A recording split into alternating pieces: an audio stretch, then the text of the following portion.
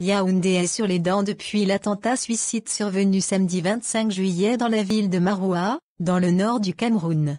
L'attaque dont est à l'origine une adolescente de 12 ans a fait 21 morts et près de 80 blessés, quelques jours après un autre attentat sanglant dans la même ville le 22 juillet qui a tué 13 personnes. Les attentats ont été attribués au groupe terroriste de Boko Haram, qui sévit au Nigeria.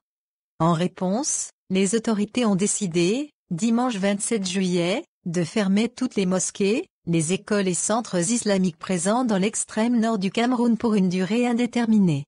Une décision qui a ému les musulmans de ce pays à majorité chrétienne, craignant plus que jamais les conséquences de cet amalgame avec les terroristes. Après les attaques à Maroua, une série de mesures fortes ont été lancées en signe de fermeté de l'État contre le terrorisme, parmi lesquelles la fermeture de commerce à partir de 18 h, l'instauration d'un couvre-feu dès 19 h et l'interdiction de circulation des motos la nuit. Comme ses voisins tchadiens ou congolais, l'interdiction du voile intégral, niqab, a été étendue dans certaines régions du Cameroun. Le niqab avait déjà été interdit dans l'extrême nord du pays après un attentat le 12 juillet à Fotokol. C'est dans cette ville que les terroristes de Boko Haram ont semé la terreur en février dernier en réponse à l'engagement du Cameroun contre eux.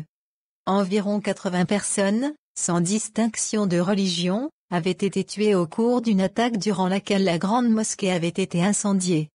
Une trentaine de fidèles qui y priaient ont été assassinés de même que l'imam. Autant dire que la décision des autorités de fermer des lieux de culte ou d'en restreindre l'accès au nom de la lutte contre le terrorisme passe mal auprès des musulmans.